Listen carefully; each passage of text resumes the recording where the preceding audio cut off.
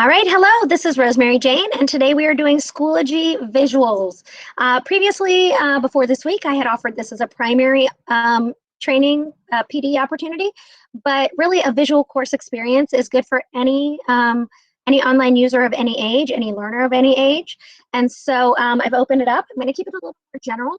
Now, some of my examples are still primary based because my background is in early childhood education. That's what I taught, and so that's what I'm drawn to. But I'm going to show you some things today that apply to learners of any age. So I'm going to go over the agenda with you really briefly.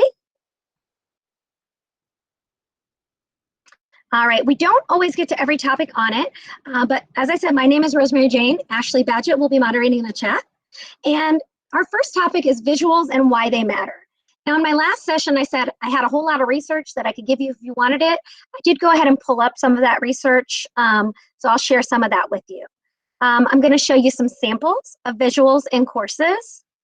I'm going to show you what those visuals look like on a mobile phone, so on the Schoology mobile app. I'm going to show you how to add visuals to materials in your course and how to embed videos in materials. It does create a more visual experience with the video rather than just a hyperlink. So I'm going to show you how to embed your videos in your materials. And I'm going to show you how to put videos in your, visuals in your updates, which is not a default setting in the Schoology updates field. So it's sometimes nicknamed hacking your stream or the feed of your updates. It's making it look a little more visually appealing. We'll have time for questions and answers at the end. And so with that, we're going to get started with visuals and why they matter. So for that, I'm going to pull in actually somebody else's presentation that I saw at Schoology Next. It was a couple years ago. If you follow people on Twitter, Philip Pulley is a great person to follow. He has a lot of great Schoology information. He presents every year at their national conference. And so, oh, I didn't realize that he made this all clickable. All right, what I'm showing you here is just the some of the research linked on student engagement and virtual classrooms. And so I'm going to click through this quickly because what I want to show you is just that we've got some articles that if you are a research reader and you want to learn about it, you certainly can. I'm going to exit this because I don't like that text showing up as you click thing. Excuse me. All right. So there is visuals. Visuals are not just used to, let me go back to this. Visuals are not just used to add fluff or pretty or cute to your content.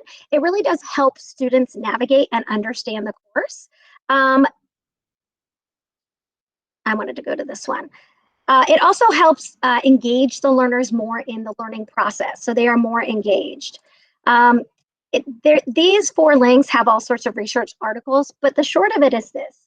Whatever age the user or learner, they are more engaged if there is a visual experience. So if anybody in the call wants a copy of this research, just because you like to read research, I'll share that with you. The other thing that I wanted to go over in my agenda is samples of visuals in courses. And so I'm going to pull in one of mine that is a more visual setup. All right, so right away you can see this does not look like your typical Schoology course. Now I've added a very large, long course image here, and I've pinned a banner image to sort of like have a visual welcome sign. Now what it does though, it does not get into any of the content. So I've also seen this as like all clickable tiles, for example, in our Power School course. But you can add visuals really simply just adding a little picture in your course. And you can make these clickable. If I were to click on this one, it's going to take me straight to that article in National Geographic. I'll show you how to do that today. So that's adding a clickable image. Oops. I don't want to actually go into that. Another one I want to show you is another example of a elementary course, but I like this course design. All right, this has also got the longer course image. So you would just set yourself up with an image that is narrow. I've got the the numbers. If somebody wants at the end, I'll dig that out. But if you wanted a longer image, you can put that in.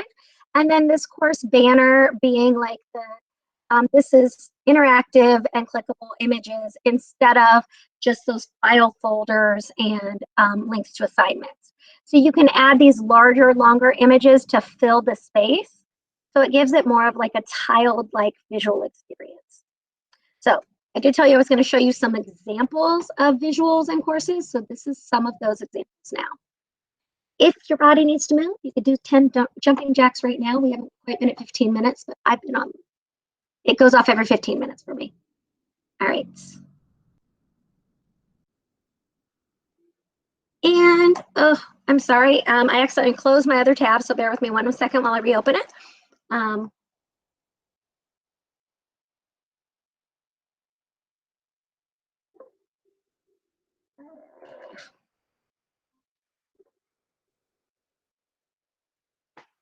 Whoops. Sorry, the tab I had open is in my archive classes in Schoology. 1 second.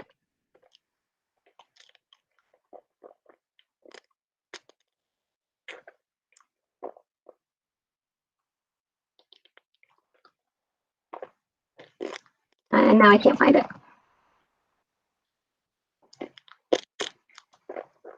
Somebody is unmuted. If you could please mute, it would help. All right, this one isn't, this is our Power Teacher Pro course that I mentioned.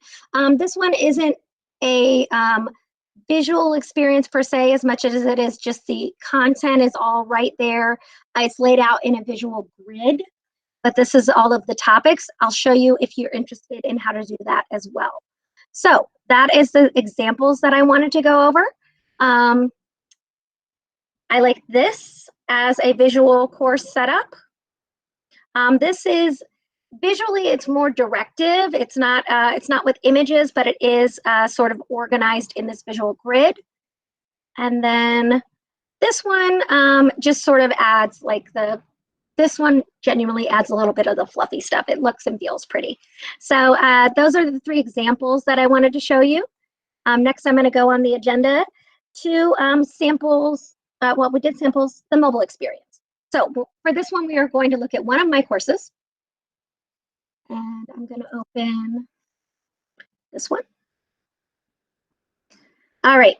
Now you can see my icon is this primary image, and I've got these pictures here. I've got a picture on my folder, on a couple of folders, and then I've got these built-in clickable visuals. And I've shown these a lot in a lot of my different training sessions, but I want to show you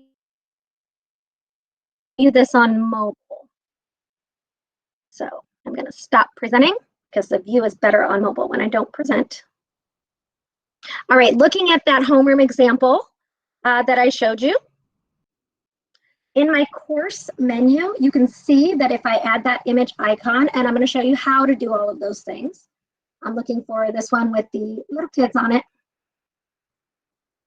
Okay, one thing that you'll notice that is different, and so I always like to show people this, when I showed you that course, there was an image attached to the folders, and then you just saw those images there in line. On mobile, they don't show up immediately like that, so they are not attached to the folder. You do have to click on the item. So the one that had the tiles, I had to click on the name of it, but then all those visuals are right there. So just keep that in mind if you do build visuals in Schoology. Check it on mobile if you're trying to make a better mobile experience, but still use all the visual tips that I'm going to give you today. They do work on mobile, just sometimes they take an extra click to get to. All right. Same thing with the updates. I'm going to go back into presenting.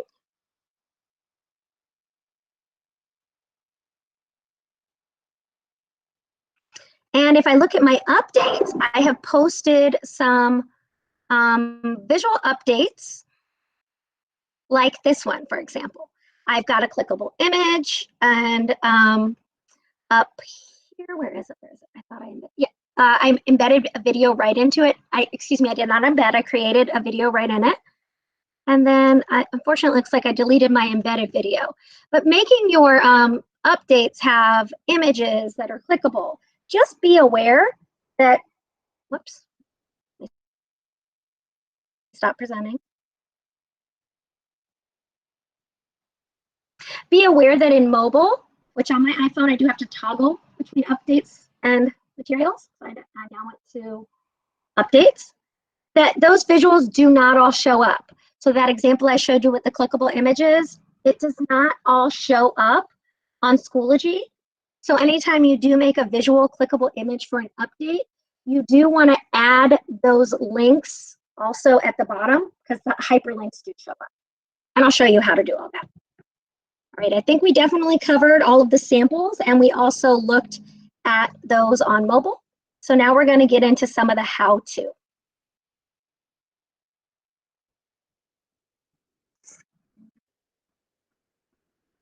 All right, we are going to look at how to add visuals in your materials. And to do that, I'm going to go into my sample course.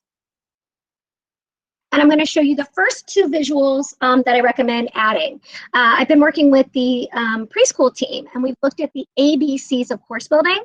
A, add images to your course and your profile. So we'll look at both of those first. When you open up any course in Schoology, the generic or the default image is that blue tile with a book and a pencil. It looks like this. Now, if I'm a student and all of my teachers have not updated their image, they're all that default, then this is what I see when I log in and I click on courses. All the images look the same. And if I'm younger and I'm not a good reader, then I have no idea where to go. So I need a visual cue to help me navigate in Schoology. So my recommendation first is that you edit the content, the course content picture, or the course icon. So to do that, you can just click on it and click on Edit Picture. And then you can scroll down and choose an image. Like, for example, if I teach math, I could select this image because it's a different color than the blue ones. It's got like calculator symbols. It looks like math. That's easy enough. Your students probably only have one math teacher. So that's an easy one to just select. What I like to do is select my own custom image. I get those from free clip art, either on Google Images, and there's a couple other sites, Flat Icon, or I think it's called Flat Icon. They have free images, but just do a search for free images. And I do use a snipping tool, or I just take a photo with my phone sometimes, depending on what type of image I want. So I have saved a folder called Snips for Schoology, and I've got this little primary example that I always use on this one. So then I add my own custom image. So you can select whatever kind of image you want. Notice if you really are meticulous, you'd want to have an image that has a little white space at the top and the bottom, because when I do look in my courses, see the top of the kid's head is cut off. And so it does, I have a template if anybody's interested in very particular images. I have a template that will make them all that exact right size. So if you want it to look a little bit more clean, then you can add those. All right. The other thing that I recommend is, because once we're in our course, okay, that picture helped me navigate to the course.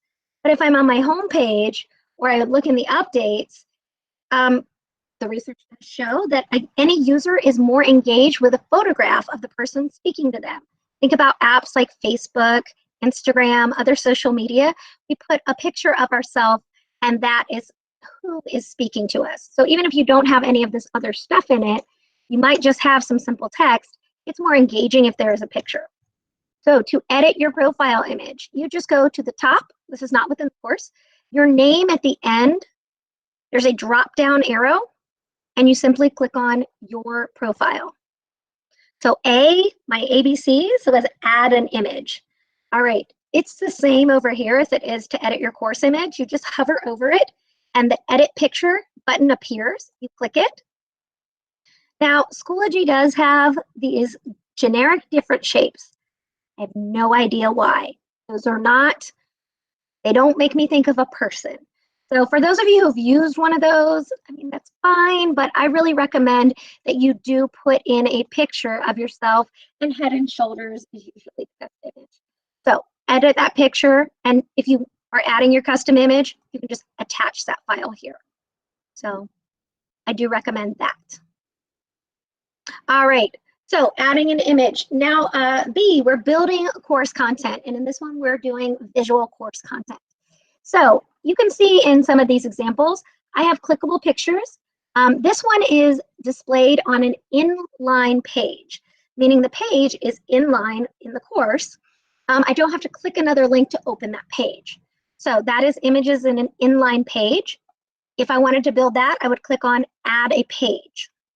But you can add images to every material. So we're going to explore the materials button. We can add images to a folder, like the first two folders I had at the top. We can add images to assignments, test or quiz, assessment, discussions, and a page.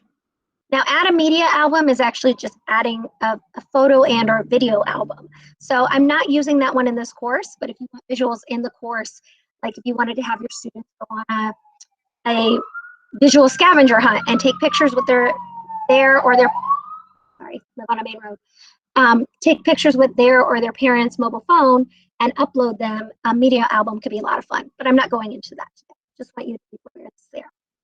All right, so any material can have images added to it. In some of my other videos, I go in depth with Add a Page. I will show this one briefly. Now, in any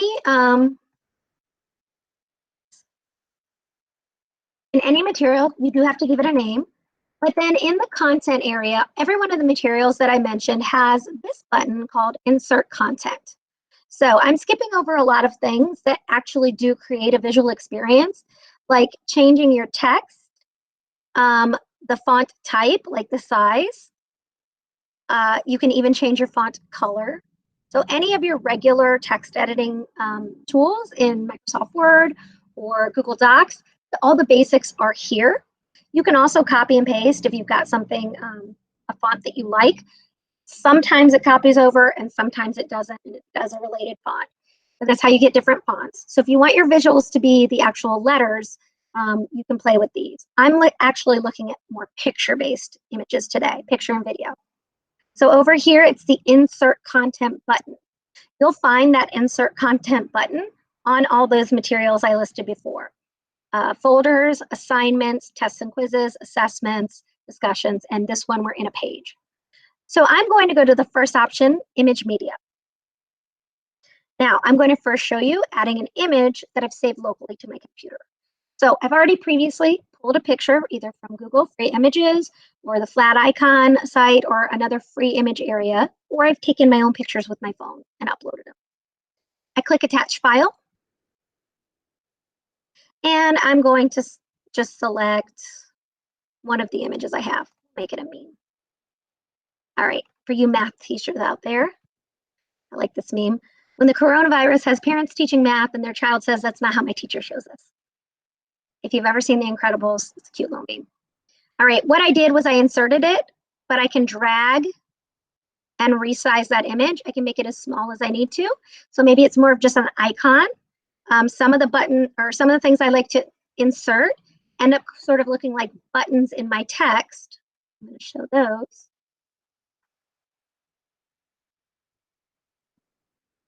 Well, maybe I'm going to show those.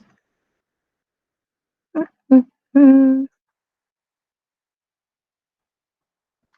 little worried that I deleted some of my images because I used to have all these buttons saved and they're not here. Anyway, oh, like this. In one of my updates one time, I was describing sending me a direct message. And so I made a copy. I snipped the message icon from the top. So you can put like visual cues into your text.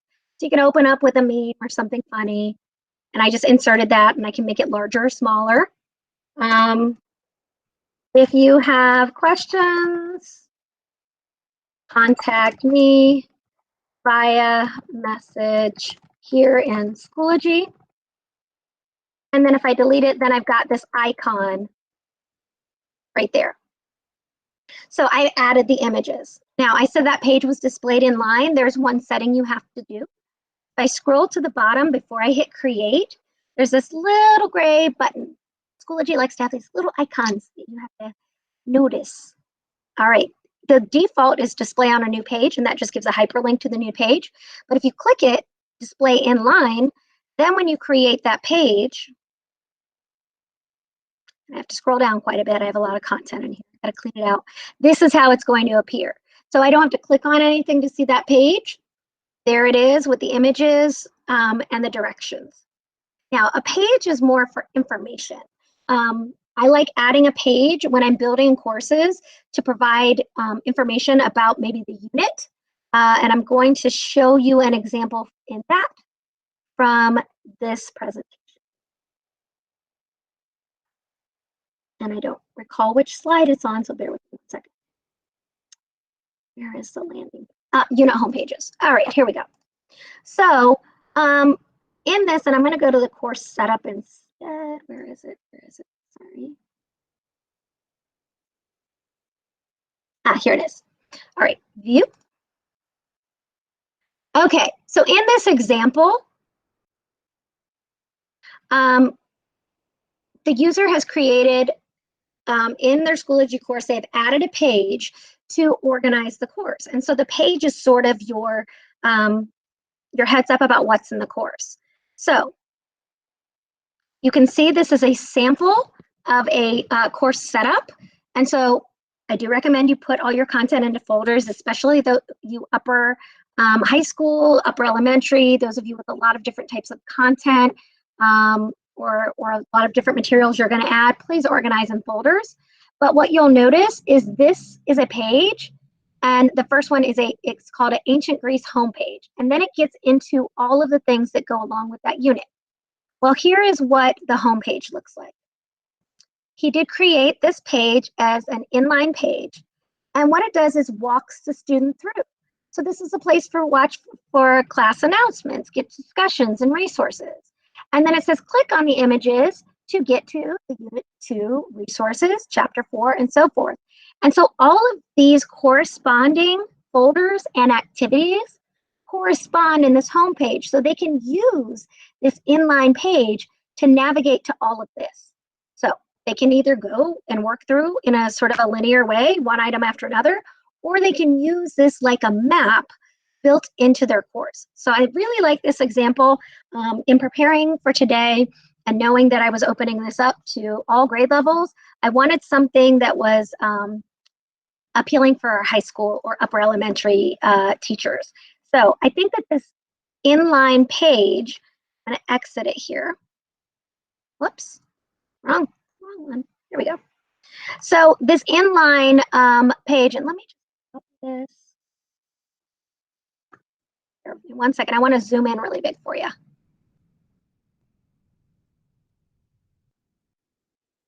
Okay. Oh, well, that sucks. It didn't. Sometimes I love Word and sometimes I just don't. There we go. So in this page, the student has these images. This is going to be, if you teach content and you have an online textbook, a really awesome thing to do is to snip a picture of the cover of the book, and then you make that book click a clickable image in your course. Instead of just a hyperlink to the book, make it a picture of the book, and they click on the book and it opens the book. I do have a sample of that I can show you. It's from when I was in the classroom, so I was using Journeys at the time. My sample is Journeys, but you'll still get the same idea. So put a picture of the book and make it clickable. Then he's got his resource folder. That's a clickable picture as well. Study guide, clickable picture. Assignments are all in here, and unit videos. So if you want a copy of this presentation, I can share it with you. But then the bottom of that image is he's organized it into this hyperlink clickable grid. So those of you who are working on, I've had several people in these said, I don't want to just make something right now for COVID. I want to build materials that are going to last. Anything that you invest your time in building now, you can use next year and in time to come. Everything automatically saves to archived, or you could download it to your resources, or you can even build directly in your resources.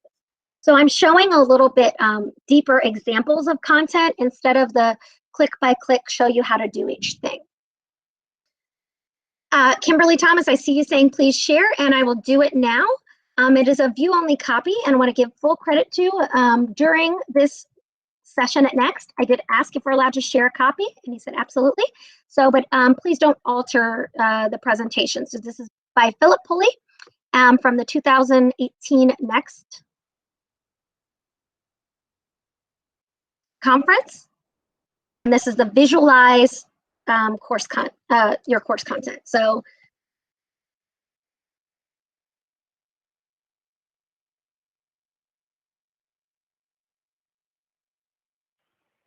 hey, Rosemary, yes, do those clickable images go to other pages in Schoology? So what you want to do, and I'm not going through it in quite as depth, you want to create images that take you out to content, and I'll show that example of the book that I have. I can't click on the one he has, but my book, I can still click on my Journeys book, so I'll show that. But then what I'm actually talking about is making that home page and having it click to all your assignments. So having that visual there. So if I built a test or quiz, I might have a picture of the book saying read whatever chapter. And then I've got an icon that says something like quiz, but I'm going to link into that quiz. And that I'm going to plan to show to do today. All right, I'm going to hope that covered that question, and just feel free to interrupt me anytime. Ashley, I went a whole new route. So at this point, we're doing things that I have not done in most of my sessions. All right, so we want to look at making that page as like a home page. Let's go back to this example right here. I'm going to hit edit.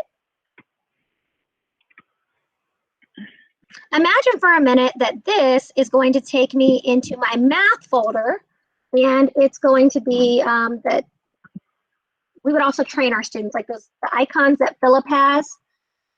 They make a lot of sense. Like that icon, I know when I click that icon, I'm going to my study guide.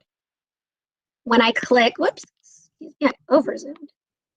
When I click that icon, that's going to be the videos related to the unit. So make them very intuitive. This one is the history book. So now I'm going to go in.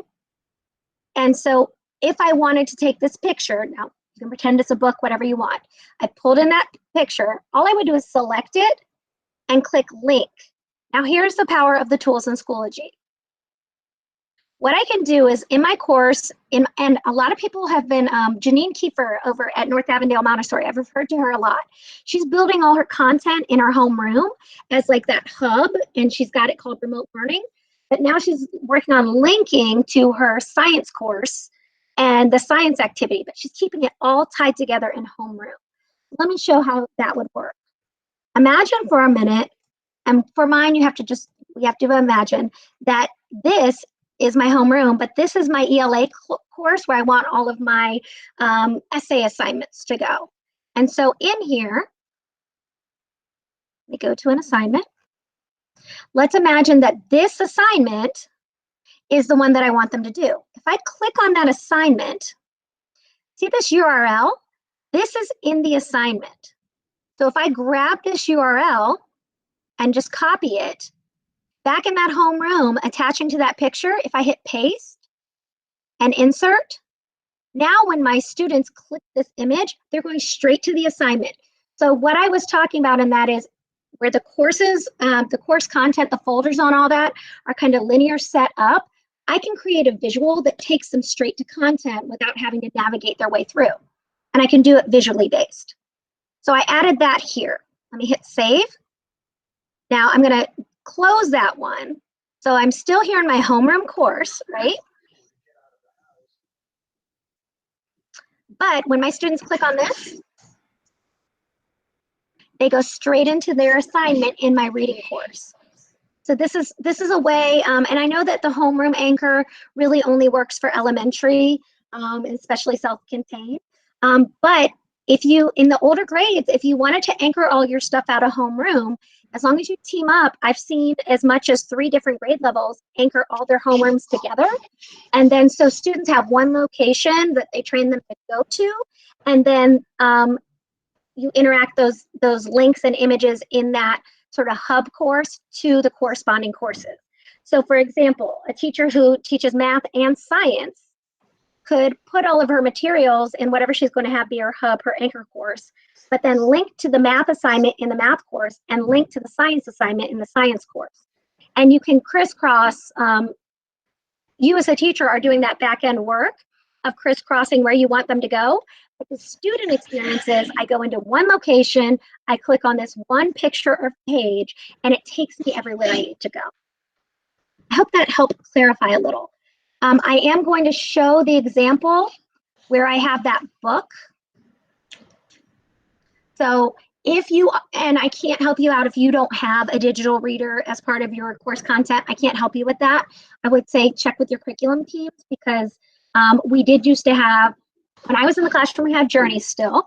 And so I have pictures of the journeys books, and we had 2 books for the year, book 1 and book 2. Well, all I did was take a picture of the cover of the book. Now, remember the steps were insert picture, and then I put a hyperlink on the picture. But when I click this, what it's actually doing, you might have noticed, is it took me in a new tab, took me outside of Schoology, and opened the Journeys reader. Now, the way that I got to that is because when I was in the classroom, had the account, I had the code for access to the reader. So, you have to go with the content you have. But in Philip's example here, let me zoom this down. This world history book is a link to that book, just like what I showed with my Journeys book. This study guide, that might be built in Schoology, it might be a Google Doc. These unit assignments, they're built in Schoology, but instead of the student having to go through the module in that linear order, the student could be on this landing page, this hub, and they could look at the resources, they could study, and then they could decide they're ready to go to the assignments. Maybe they didn't do good on an assignment, and they'll go back here and view a video. So you can see how this visual course building sort of creates a menu of choice, just with very simply inserted icons. And so that example was on a page built in line in the course. And actually in his high school example, his page is not built in line. If I look back in that visualized slide, this one, excuse me, allergies have been bad this week.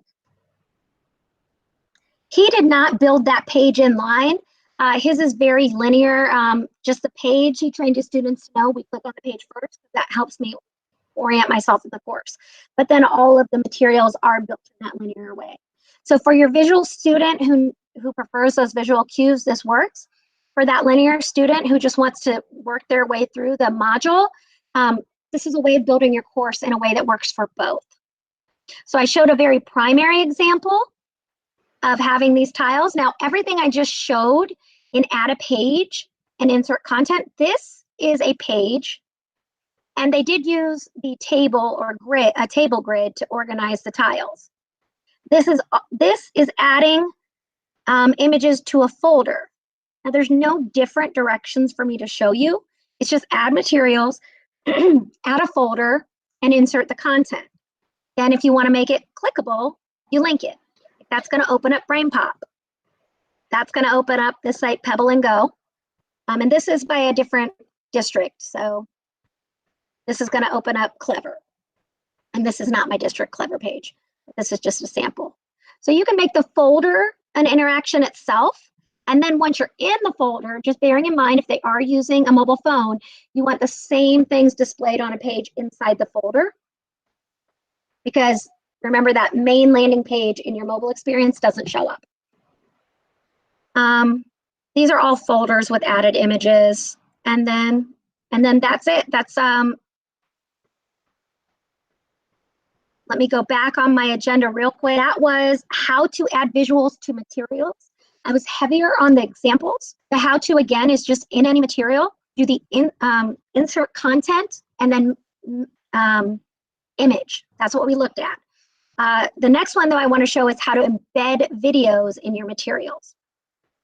For that one, I already have one in my sample course. So 1 second.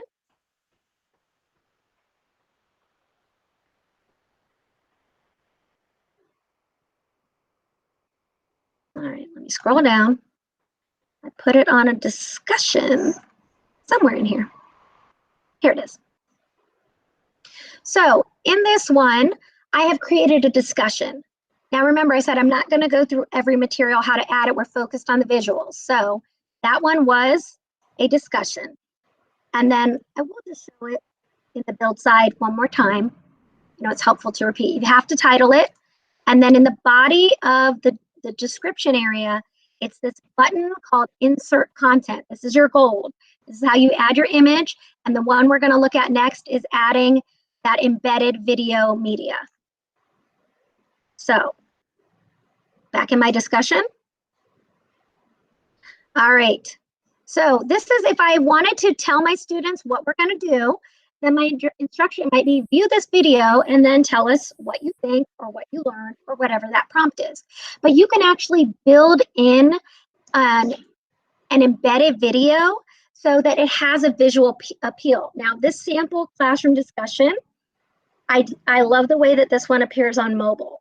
So for that, I'm not going to, it'll be small, but I don't know if you can see it or not. It appears perfectly. Like as soon as I click on that discussion, it's in line. What I really love about Schoology embedded videos is when I open that video, it's taking a minute to load. It opens it in the correct size. All right, good morning. I'm Rosemary Jane and you are participating. It opens it in the correct size to view it in my phone. So it auto sizes it. So this is an embedded video. So I'm going to show how to do that now. All right. In your course, when you add your materials,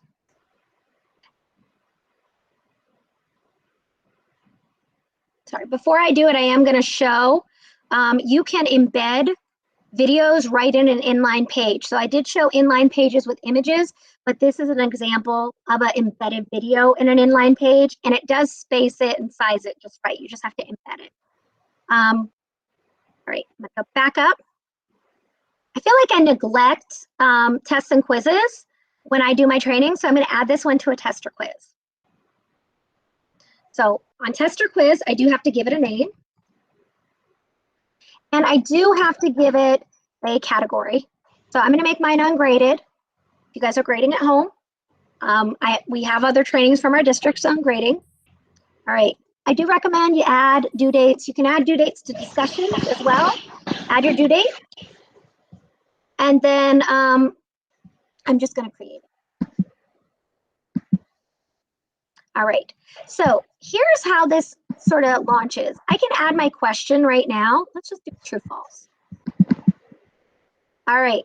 Here, I can ask my question. What you could do is say, watch this video clip first. So same button, guys. It hasn't changed. It's insert content, image media. But this time we're going from the web.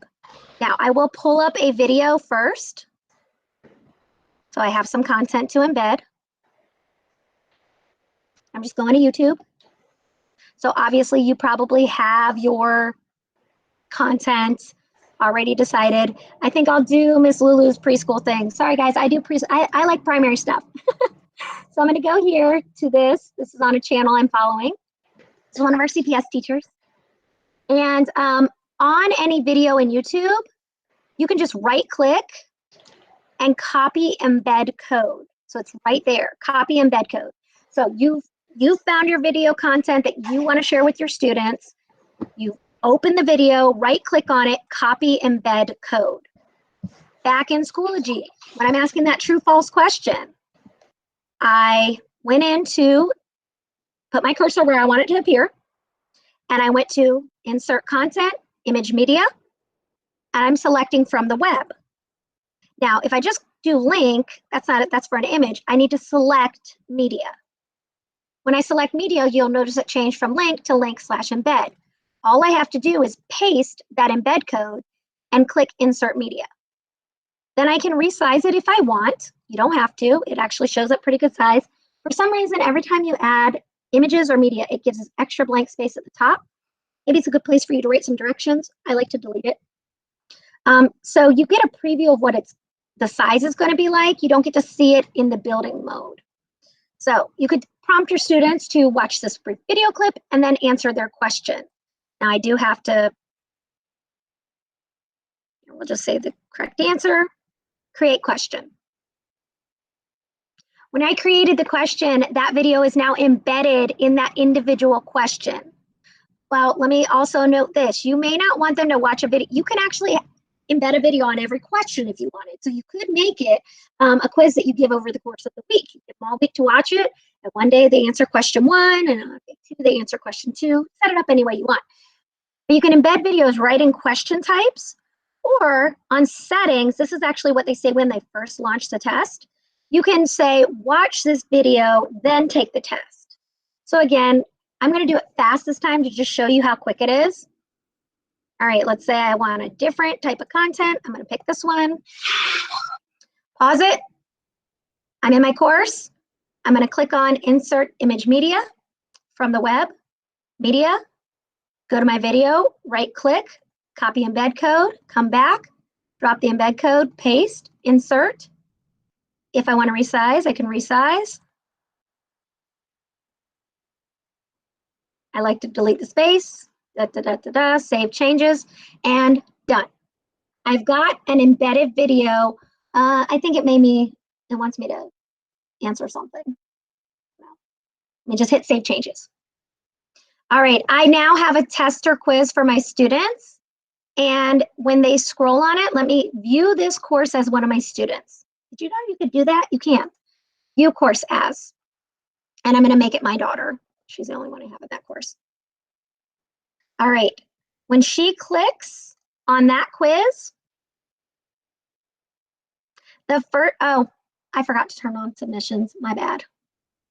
You do have to do that with test and quiz.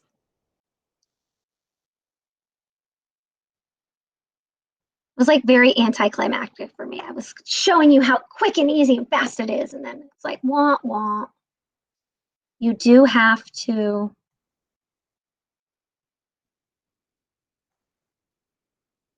Okay.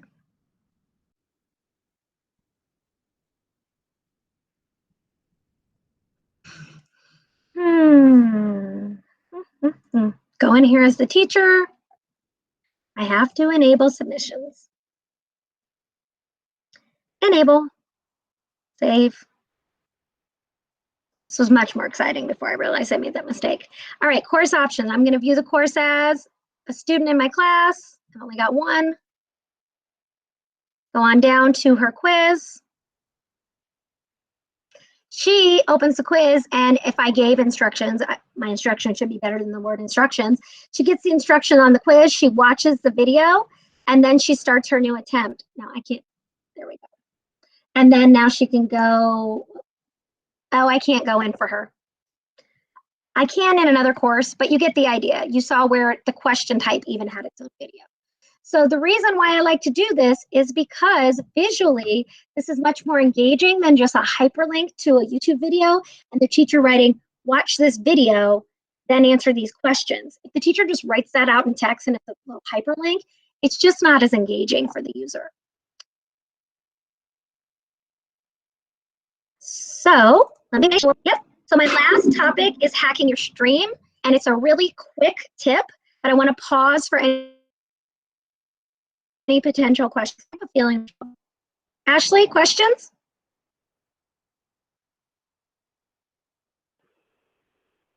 I have a question. There's not. Can you show? Yeah.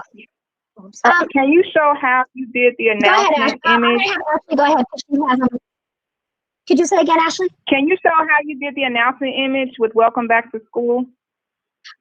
Yeah, that's actually in the next topic on the hacking your stream. It's part of update, so I'll show that next. I have a question. Okay. Can you? Yeah. So when you did the assessment, and when you showed the hyperlinked video, at the bottom of it, I thought I saw where it says you only have one attempt. So yeah, I'm not doing course building right now, but on quizzes, you have to go in, even how it wasn't enabled. There's a lot on building test quizzes and assessment that are specific. You can give students unlimited attempts, 4 attempts too. I just didn't change the setting, so. And that was my question. On a video, if the student wants to go back and review the video, could they do that? Well, so the video that I put on the cover of the test, yes. I'll show that. So this video is going to be visible as many times as they want, and then they shouldn't start their attempt until they're ready to watch it. But also, too, I mean, this isn't course building quizzes, so I do want to make sure I get the visuals for updates done. But as the teacher, when you are editing this item right here, settings, you set all of that up from the beginning. So like when I was giving my example, I forgot to click enable. Well, my question if I is, give it unlimited time, then she could do it as many times as she wants. meaning she can view the video as many times as she wants, not answering the question, but viewing the video. Okay, so to clarify, I'm actually glad that you asked that. If I set it on a question, like remember I put some of the, I put a video on a question, she's only gonna be able to view that the number of times that I allow her to make submissions.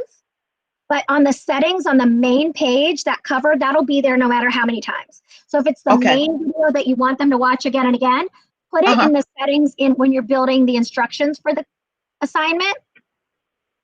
If it's per question, just bear in mind that they're only going to get to see that video as many times as you allow them to do submissions. Does that make sense? Kinda. I'll figure it out. Yeah. We have really great training.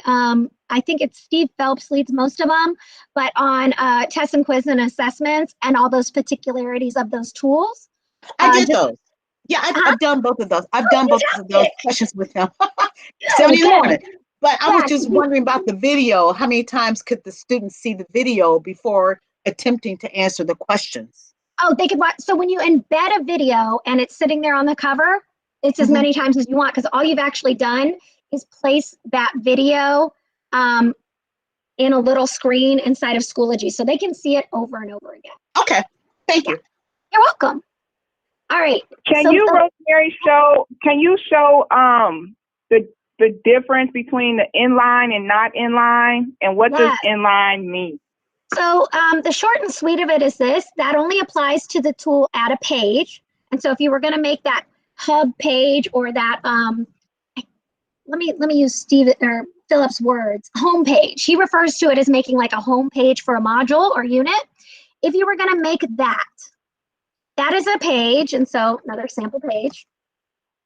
Okay, when you're creating it, make it as flashy, as wonderful, or as simple as you want.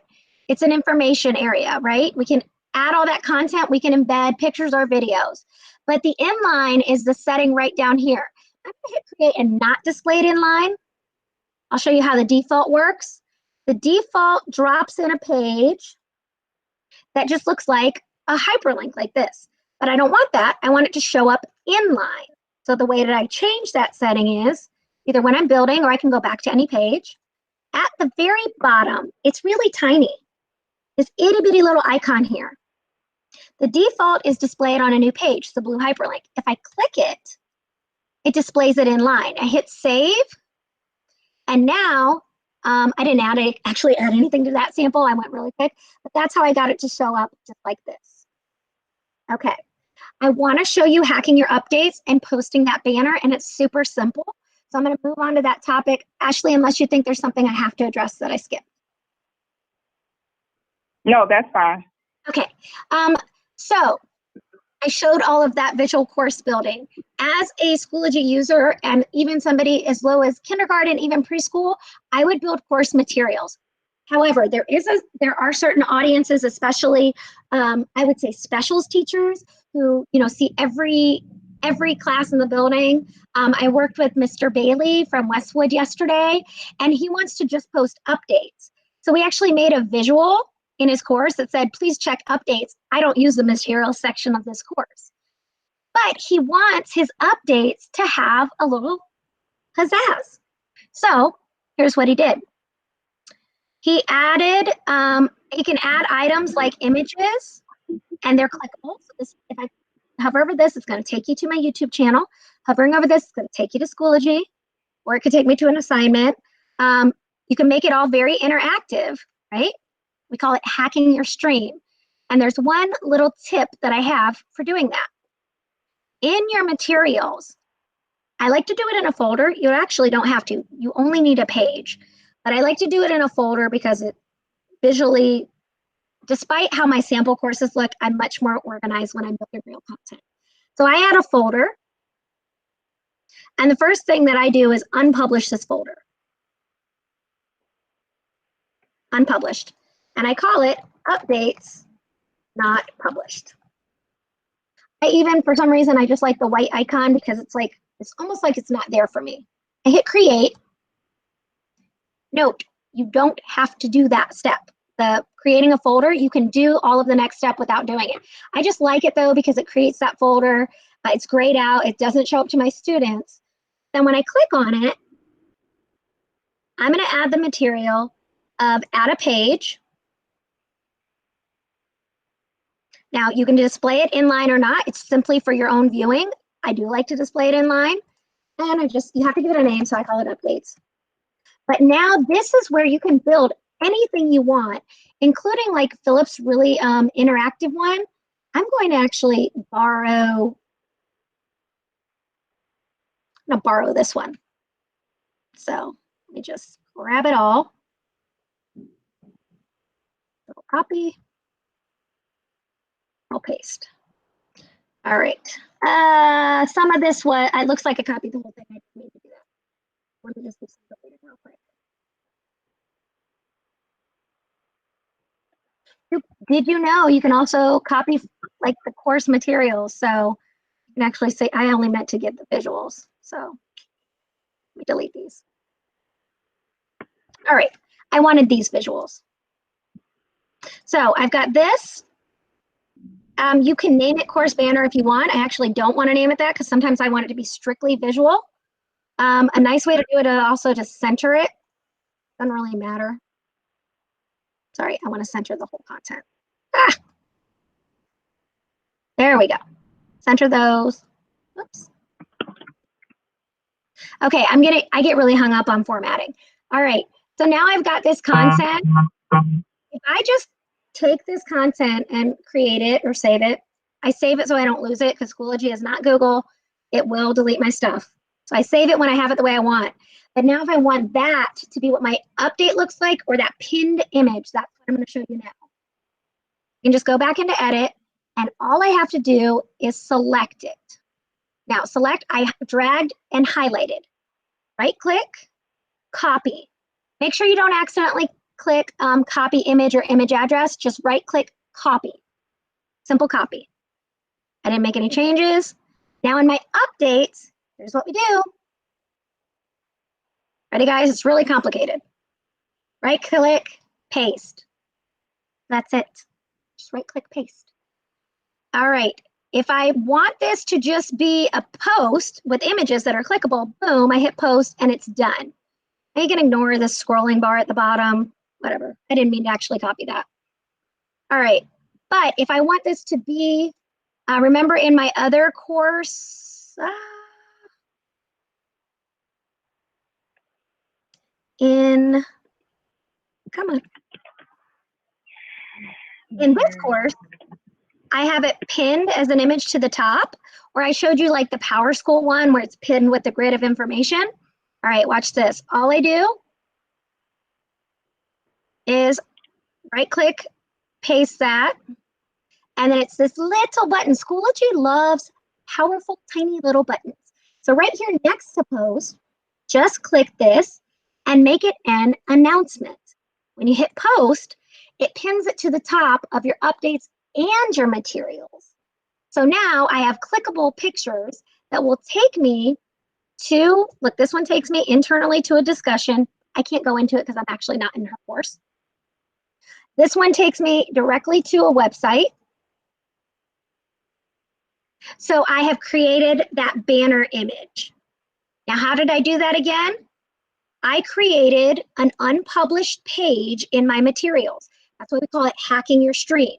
The Schoology updates page is not built to build to directly build these robust image-based updates, but it does allow you to copy from internally in a Schoology page. So every time I need to go back and, sorry, I edited the folder, my bad. You go in the folder. So I just edit this every time I want to add something new. Let me show you my real life example with the last 2 minutes we have. In our CPS Tech Talk course, I post clickable image-based updates all the time. What you don't know, because you don't see it unless you're a teacher in the course, is I have that folder in there too, updates not published. And then there's that update that I made with the clickable images and pictures. There's my Tech Talk tidbits. You might have seen those. Training I made for parents. I built all of that. All of those posts were built in an inline page that is not published to you guys. So all I do is build my content, and then I copy and I paste it into my updates. So I could even grab this one here, copy. I will go into my updates in my sample course, updates, right click, paste, post, done. There's my visual, clickable, interactive update. If I wanted to make that one an announcement instead, there's two things I can do. If I'm done with that one, I can just click the little remove button, and it didn't remove the update, but it removed the it being an announcement. So if I click remove, I don't know why it booted me out. Then it goes away. The update's still there. I did not remove the update. It just removes the announcement. They call it an announcement. I call it a banner. If I want this one to be the banner, just click that and hit post. And there, now that's my banner on my materials and my updates. So if you do choose to operate everything, especially during COVID, especially if you teach a lot of content like Mr. Bailey, the music teacher, he said, I just want to post all his updates. Since I can embed images and videos in the updates, that's all I want to do. So we actually made a little visual sign for his course yesterday. And this is the only material he has in his course. It's a picture that says update. Please check updates. I don't use the material section of this course. And he put that in his materials in his courses. All right, that's all I have, folks, but I am more than willing to stay for a couple minutes and answer questions. I know. Ashley, was there anything from the chat? There was. You mentioned saving something in Schoology. I'm not sure. What did you mean by saving it to Schoology? So, yeah, so if I were to take, like, let's say that I had something in a Google Doc or a PDF, and I right-click copy, and I try to drop that into the Schoology update, it doesn't work and play well with other programs, images, and things like that. It may not show up. So you want to actually build it in a Schoology page, and that's why I keep it in my Schoology course as an unpublished folder, because that's where I do my building for those updates. But I've got to build it right in Schoology. I can't. Also, when I said it doesn't save, like, for example, in Google, whenever you type anything in Google or you copy and paste anything in Google, it is saved. As soon as you've made the keystroke, it's saved. Schoology, until you hit create or save changes, if it times out, if you walk away and come back and the screen refreshes, it's gone. So just make a frequent habit when you're using Schoology to build that you click save or update often, because it's not Google, it's not auto-saving. The PD evaluation, she already posted it, Iris. It's right above your post, actually. It says earn contact hours and feedback form. I do like to walk through this with you guys. You don't have to walk through it with me, especially if you've been in mine before. If you want contact hours, you do have to provide your first and last name and your employee ID number. It's not required. You can just give us the feedback. So what we looked at today was Schoology, and you will have to put your school. Today is the 23rd. This was a 1 p.m. session. The type of training, this is a joined virtual PD session. If you're here with me live now, if you're watching this later on my YouTube channel, it's viewed a recorded virtual PD session. So right now, everybody in the session, you'll make this choice, join virtual PD session. It was 30 minutes to 1 hour. And the trainers that held your session, Ashley Badgett is moderating. Please select her name. And I am Rosemary Jane. Please select both names. You rate us on some things in the course. And then if you can leave your optional feedback, your comments, we value them. There's a link to the full PD schedule right there in the form, so you can see what else we're offering. And if none of those items work for you, you can always request further training. That form is also right there. So we've worked really hard to build everything into one place. All right. For those of you who had to run, sorry I ran a little over, but I'm willing to stay another couple minutes. Ashley, are you good for a few minutes? I actually have my Blended Learning Academy TV, so I gotta run. Sorry. Okay, I'll just take questions myself. So, all right. If you had a question in the chat that Ashley didn't get a chance to share, it's my fault. I ran over, so I apologize. We're just going to open up our mics and popcorn out. If you have background noise like a TV, please don't. Please take care of that before you unmute. But just like popcorn style, if you have a question, go ahead and speak. If two of you start, just somebody back off, and let's go. Questions.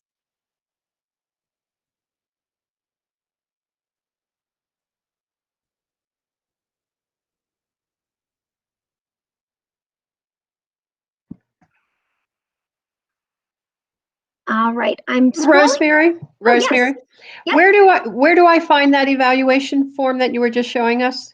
Yep, it's right here. It was posted at 2 o'clock on the dot. I'll repost it for you. So if you just click on the chat, it is now the last link that was just posted right there.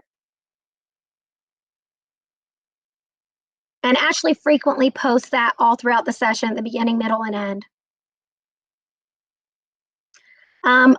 It was a lot of chat history. Just so you know, I post all of my trainings to YouTube and I link to the chat history. So if Ashley provided you with a helpful link, then that will be in the chat history.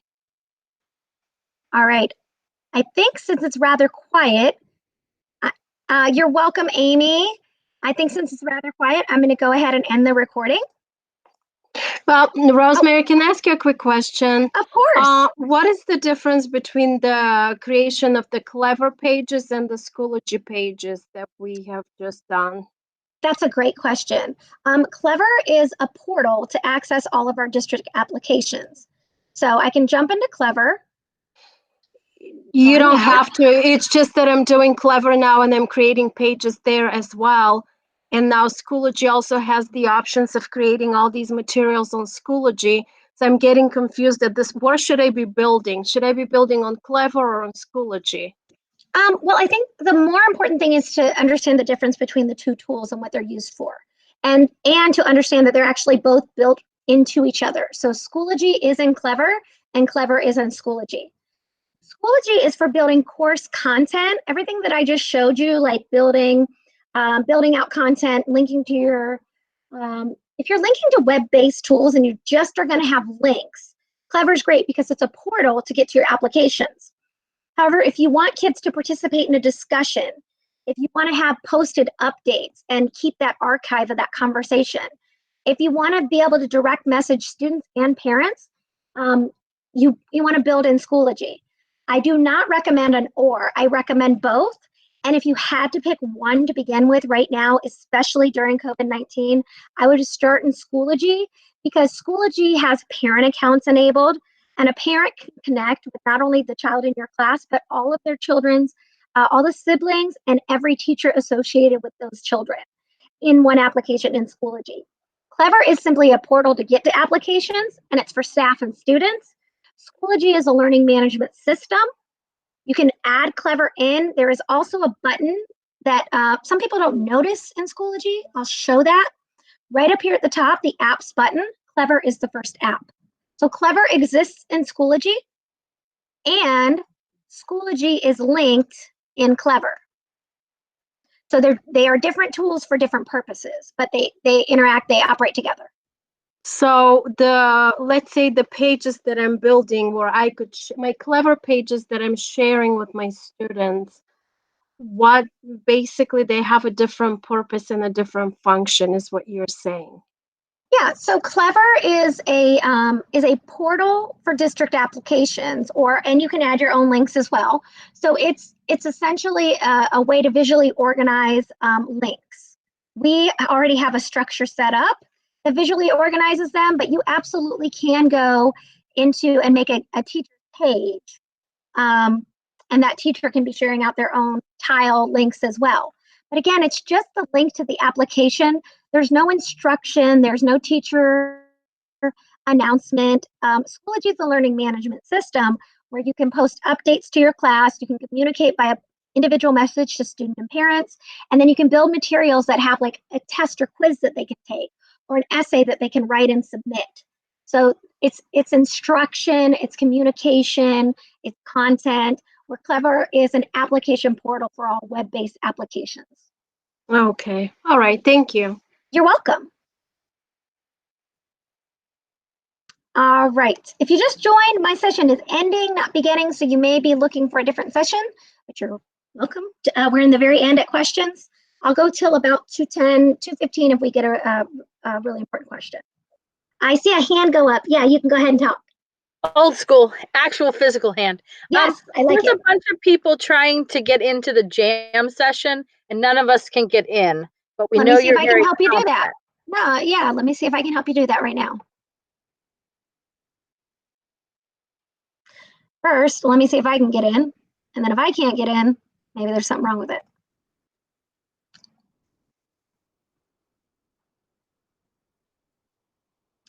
There's a whole bunch, there's 58 people in there. So what I'm going to assume is that, yeah, you can get in. Let me go.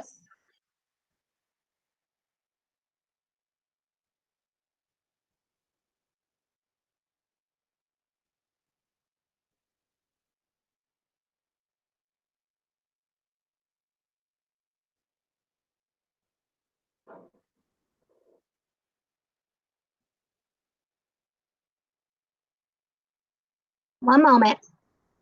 All right, I pulled the link on. I'm going to drop it here in your chat. It's very, very full. My connection was a little slow, but maybe when we stop streaming. So click on that and that should get you right into Jamboard. It worked for me. Thank you. Go have fun. Yeah, it's a great tool. Go learn about it. You can hit end call or click that one so you connect and then end this call. Okay, got it. Yep. All right. All right, I think I'm going to go ahead and end our call. Oh, yeah, if you're here for Jamboard, I put it in the comments. And you just click on that meeting. And then when you get that open in your next tab, then please do hang up on this call. Otherwise, I got to hang you up. All right, Carmen, I'm hanging you up. Bye, darling. Good to see you. I didn't know you were in.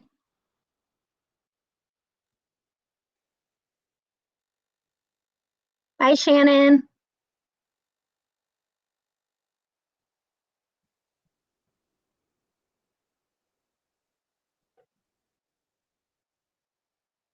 That's it. That's a wrap.